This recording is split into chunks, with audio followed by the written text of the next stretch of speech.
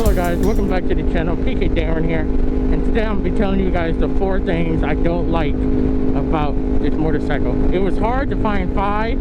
It is hard to find 4 because I love everything about this bike. These are just things that I wish was maybe a little different. Again, these are my opinions. So other than this, let's get right into the video.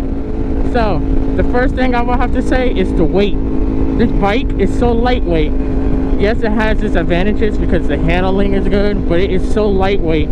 If a whole bunch of wind is coming out of nowhere, it will literally just push you to the side. Like, you'll literally get pushed around like crazy. So that's probably the first thing. Plus, since I'm also a lightweight guy.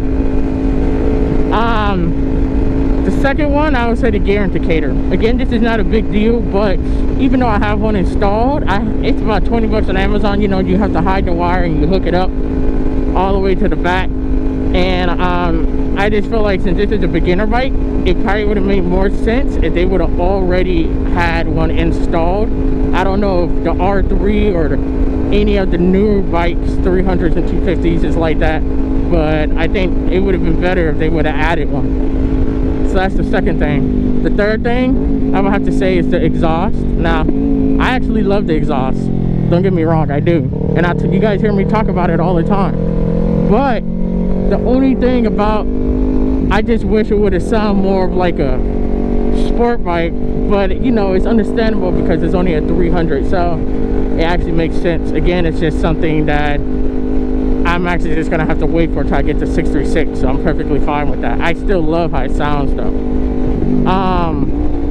Let's see, and then a fourth and final thing, I would say it's the gas tank. It's only a 4.9 gallon. I don't know if that's a lot. I don't think it is, but then if I had to compare it to a Guam, it is a lot because, I mean, when I go on, if I never been on a group ride, but when I see Guams go on group rides, they be riding for a long time. And so I'm pretty sure if a Guam would be able to survive on like on a long group ride, my bike can too.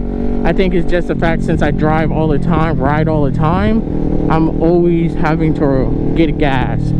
So actually, I guess that's not really, so maybe I'm just gonna say 3 things I don't like about the bike. But other than that, you guys, this is pretty it for the video. I hope you guys enjoyed. Take care, have a blessed day, and bye.